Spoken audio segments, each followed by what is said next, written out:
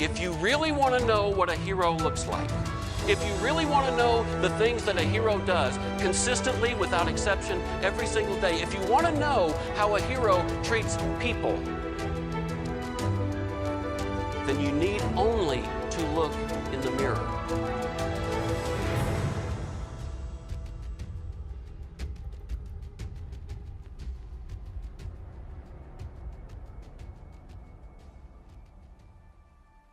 We've been told, and you've probably heard this too, I grew up hearing this idea that heroes are ordinary people doing extraordinary things. I bet you've heard that too. And what I've learned through this hero effect journey, from studying hundreds of companies and looking at the great performers and world-class achievers, is I think we've had it wrong. I think we've had it wrong this whole time. And where I've landed on this idea, and why this message has resonated with so many different companies, is that heroes are extraordinary people who show up every day and choose not to be ordinary. You know, I've given this speech hundreds of times, and it's never been the same. I never give the same speech twice. There's core content that is central to the message. There are principles and ideas that I share with every audience, but every speech is different, with the theme and the outcomes and the takeaways that the meeting planners and the owners and the senior leadership of these organizations, it's what they want to have happen. It's not forcing my message into their meeting, but rather tailoring my message to support their meeting. I sat down with them and I had my yellow pad out and I said, what would you like for me to talk about? They said, we're not really sure, but we want it to be different. We don't want the same old stock speech. We don't want to hear the leadership, vision, and communication stuff. We want to honor these people. They're really, really good at what they do, and they work really, really hard to serve our customers. We want to remind them that what they do matters. In fact, a lot of our customers look at this group of people and they consider them to be heroes. So here we are in the Grand Ballroom at the Marriott in Louisville, Kentucky. It's almost 10 o'clock, and as you can see, the room right now is empty, but tomorrow morning there's going to be 1,000 people in here for an organization that is here for an annual conference, Leadership Summit, and they're going to pack this ballroom and expect to hear a message from me. And that message is called the Hero Effect. And the Hero Effect message is really, in its most simplistic state, it's about being your best when it matters the most, showing up every single day of your life and giving your best at work and at home. And my goal is that they walk away with something that not only influences their professional life, but something that goes home with them and helps them in every area of their life, from being a parent, to being a friend, to being a great spouse, and then taking that into the workplace and being great at what they do every single day. The Hero Effect, being your best when it matters the most. Would you please welcome Kevin Brown. Thank you, sir. And the Hero Effect is about a strategy. It's about a strategy for showing up every single day and helping people with no strings attached. It's about creating an exceptional experience for the people you serve at work and at home. It's about taking 100% responsibility for your attitude, your actions, and your results every single time. You see, heroes don't get caught up in who made the mistake or why does this circumstance exist. They focus squarely all the time on creating the best possible outcome for the people they serve. And the last thing I've learned about heroes is that they see life very differently. They see life through the lens of optimism. They see people not as they are, but as they can be. They see situations not as it is, but as it should be. Disney is a magical place. It's magical because when you go there, your money disappears. All of it. Everything you own stays in Orlando. To tell you this story, I need to introduce you to my son. His name is Josh Brown. If you met Josh Brown, he would tell you his name is Josh Brown. He thinks it's hyphenated, all one word. Josh Brown has autism. We've known that since he was 3 years old. When he was 7 years old, he discovered Walt Disney World. And if you know anything about kids with autism, you know they tend to obsess on things. We waited until he was 9 years old to make the trip because we wanted to make sure that he could enjoy it and that it wasn't so overwhelming for me. We got to Walt Disney World. We packed our bags. Now, we went with a list. You have to understand this. Kids with autism, they like everything mapped out. By the minute, our trip was mapped out. My wife's background is accounting and finance. We showed up at Walt Disney World with an Excel spreadsheet. I was so excited about this trip for my baby boy. I knew what this meant to him, and I wanted it to be special. We got up the next morning, and I said, Josh Brown, where are we eating breakfast? He said, Dad, we're eating in this hotel. We're going to ease you into this. No lines, no trams. Smart boy, he knows his father well. I told my wife that I would not work. I did not tell her that I wouldn't pay attention to what's going on at Disney. So my radar's up, I'm paying attention. We go downstairs. Hostess greets us, giant smile, and I'm making mental notes. Giant smile, it's nice. I mean, giant smile. Welcome, Brown family. We're so glad that you're here. We have a table just for you. Brown family, nice touch. Table just for us. That's really, really cute. She takes us to this table, she sits us down, and she tops it off with this. Brown family, may I be the first to wish you a magical day. Oh, you people. You people. She leaves. Waitress comes over. Waitress has no expression whatsoever, no giant smile, and she actually looks a little bit ticked off. She comes over and she says, can I get your drink order? And my wife says, you can get our drink order, but I need to tell you, my son's on a very special diet. There's a lot of things he can have and a lot of things he can't have. And before Lisa could say another word, waitress put her hand in my wife's face and said, ma'am, I'm going to need to stop you there. I'm not going to be able to take your order. You're going to need to speak to the executive chef. From the back of the restaurant comes the executive chef, big white chef coat, giant Chef Boyardee hat. She comes out, giant smile. She comes out and she looks at Josh Brown and she says, good morning, sunshine.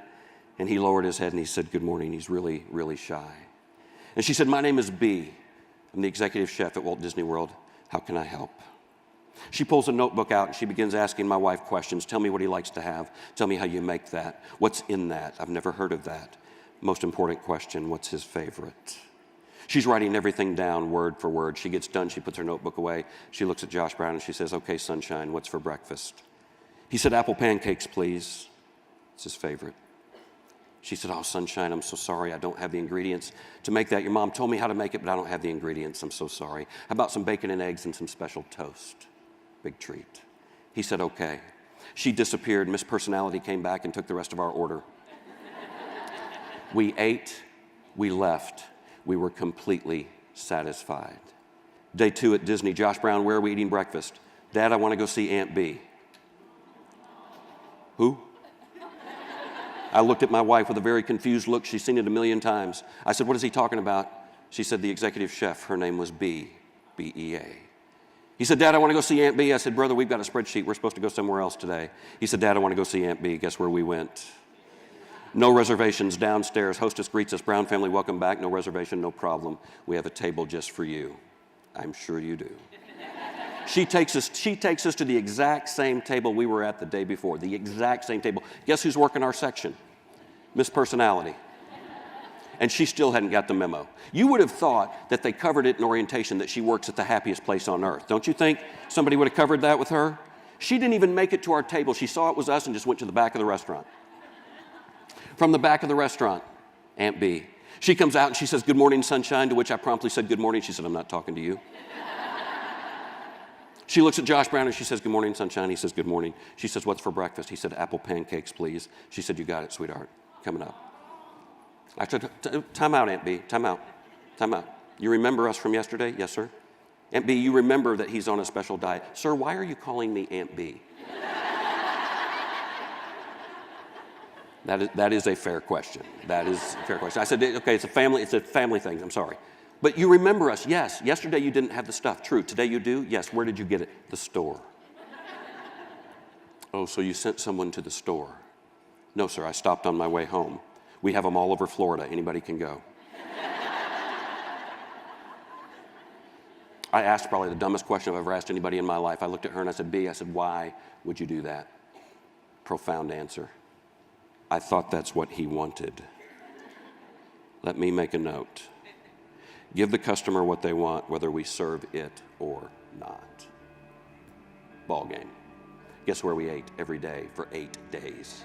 You know, I have this belief that, you know, we have to move people to move mountains. And so often in business, we're so focused on moving files and moving paper and moving product and doing all of our stuff, and we forget that it's about moving people, moving them from where they are to someplace better, to someplace new, to someplace great, maybe someplace that they didn't even think they could get to. And, you know, one of the greatest joys for me is when when I'm able to make that connection with an audience. And I'm not like a lot of speakers, and you know, I don't use PowerPoint, I don't use flip charts. I rely on good old-fashioned communication and connection. I want to use stories that resonate with people about real life.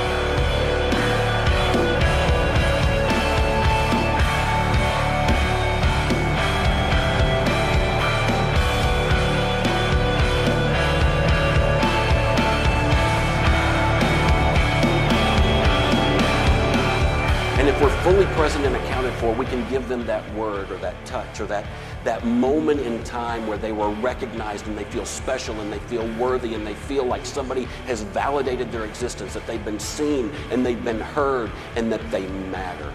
And that is an art that most people never, ever learn. But you have. I mean, the trick is the people that we admire, the companies that we want to do business with, everybody that we go, wow, they're special. They knocked it out of the park. They figured out they were born extraordinary, and they show up every single day and choose not to be ordinary. And the question becomes, who in your life makes you better? You can look back on your whole life and see the people who show up and make you better at work and at home. But it's not about who makes us better all the time. It's about who's better because they know us. Who's better because you showed up? Whose life is easier because you showed up? Whose problems are solved because you showed up? There's an old saying that says if you cut an apple, you can count the seeds in the apple, but if you plant the seed, you can never count the apples that come from those seeds, and that's how it is with life. As we sat there and talked, I was reminded of John Maxwell, who said, when we die, they will summarize our entire life in one sentence and carve it in a piece of stone. Doesn't it make sense to choose today what they're going to write on that rock?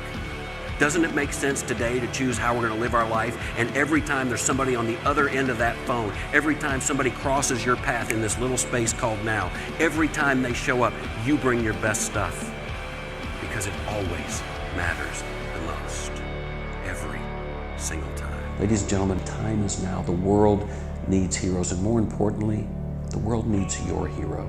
The world needs that extraordinary person that you were created to be, to show up every day and bring your best stuff to the present moment and pour it into the lives of others.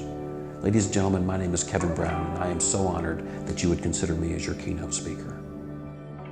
Ladies and gentlemen, my name is Kevin Brown. Thank you all so very, very much. I appreciate it.